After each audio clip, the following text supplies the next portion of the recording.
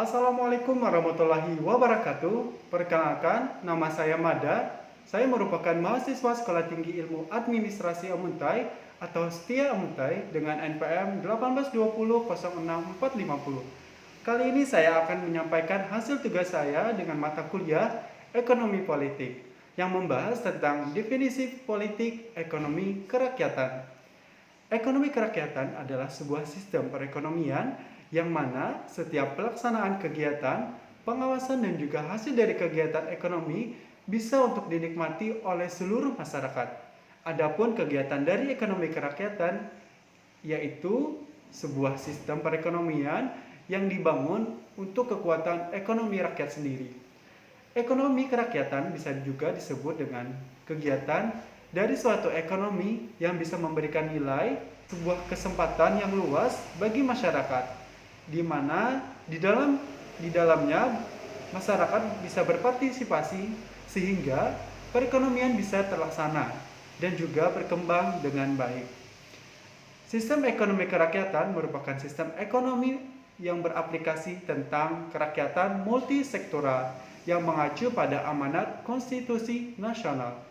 Adapun landasan konstitusionalnya adalah produk hukum yang mengatur tentang peri kehidupan ekonomi nasional yang ada di dalamnya yaitu Pancasila, sila ketuhanan, sila kemanusiaan, sila persatuan, sila kerakyatan, dan sila keadilan sosial. Berikut merupakan pasal pada ekonomi kerakyatan yaitu nomor 1, pasal 27 ayat 2 Undang-Undang 1945 yang berbunyi tiap-tiap warga negara berhak atas pekerjaan dan kehidupan yang layak bagi kemanusiaan. Selanjutnya yaitu tujuan politik ekonomi. Adapun tujuannya sebagai berikut. Yang pertama, untuk membangun suatu negara yang berdikari secara ekonomi serta berdaulat secara politik dan juga mempunyai kepribadian dan kebudayaan yang baik. Yang kedua, untuk mendorong dari pemerataan pendapatan setiap masyarakat. Yang ketiga, agar bisa mendorong pertumbuhan perekonomian yang berkesinambungan. Yang keempat, untuk meningkatkan efisiensi dari perekonomian nasional ataupun pemerataan. Nah, dari paparan di atas, ekonomi kerakyatan dalam negara Pancasila dan juga contohnya yaitu sistem ekonomi kerakyatan mengacu pada nilai-nilai Pancasila sebagai sistem nilai bangsa Indonesia yang tujuannya adalah mewujudkan keadilan sosial bagi seluruh rakyat Indonesia dengan salah satu unsur instruksinya adalah ekonomi Pancasila yang menurut Mobiarto tahun 2002 yang nilai-nilai dasarnya sebagai berikut. Yang pertama, ketuhanan, di mana roda kehidupan ekonomi bangsa digerakkan oleh rangsangan ekonomi, sosial, dan moral. Yang kedua, kemanusiaan, yaitu kemerataan sosial, yaitu ada kedaulatan kuat warga masyarakat untuk mewujudkan kemerataan sosial, tidak membiarkan terjadi dan berkembangnya ketimpangan ekonomi dan kesenjangan sosial.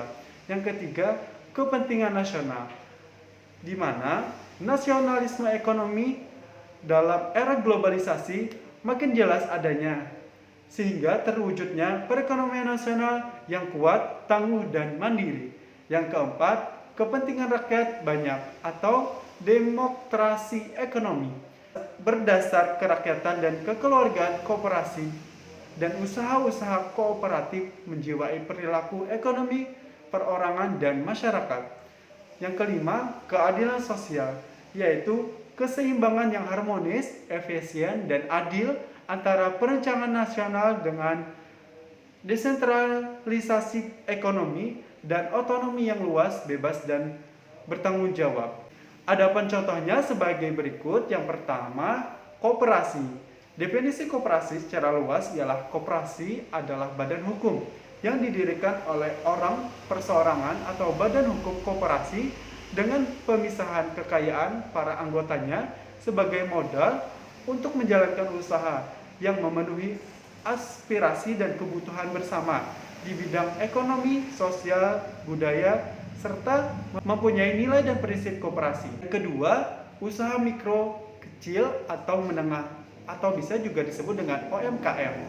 Usaha mikro kecil dan menengah juga menjadi contoh ekonomi kerakyatan yang ada di Indonesia. Kemudian memasuki pasar internasional membuat UMKM terutama yang bergerak di bidang kerajinan tangan menjadi salah satu komoditas unggul di Indonesia. Yang ketiga, industri kecil dan menengah. Tidak jauh berbeda dengan UMKM, industri kecil dan menengah juga menjadi penopang perekonomian Indonesia serta merupakan salah satu contoh ekonomi kerakyatan. Banyak sekali industri kecil dan menengah, mulai dari tekstil, makanan, minuman, serta jenis industri lainnya yang merupakan brand dari lokal ataupun dari Indonesia sendiri. Yang keempat yaitu KUR atau kredit usaha rakyat, yang mana di dalam penerimaan KUR atau kredit usaha rakyat yang digagas oleh pemerintah tentu semakin menumbuhkan giat dan potensi pasar ekonomi kerakyatan.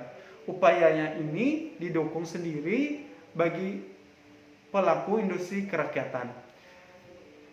Dan yang kelima yaitu pasar tradisional.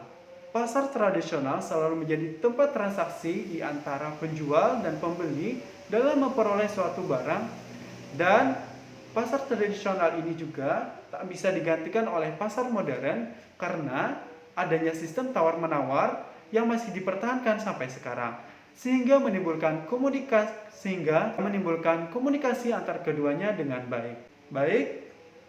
Kemudian kita sudah memasuki kesimpulan. Yang saya simpulkan dari paparan di atas tadi, yaitu dengan makalah politik ekonomi kerakyatan dapat menyimpulkan bahwa perekonomian di Indonesia sangat mempengaruhi dalam pembangunan ekonomi kerakyatan. Dikarenakan dalam sebuah ekonomi politik kerakyatan harus berjalan dengan baik dan benar agar menurut sila kelima yaitu kerakyatan yang dipimpin oleh hikmat kebijaksanaan dalam permusyawaratan perwakilan bisa tercapai dengan baik dan benar. Tentunya sebagai generasi muda juga mengharapkan peran-peran generasi muda milenial, terutama pemuda-pemuda yang ada di seluruh Indonesia, ikut kerjasama dengan sistem perekonomian yang ada di Indonesia dan pemerintah. Sekian dari saya Mada, ucapkan wassalamualaikum warahmatullahi wabarakatuh.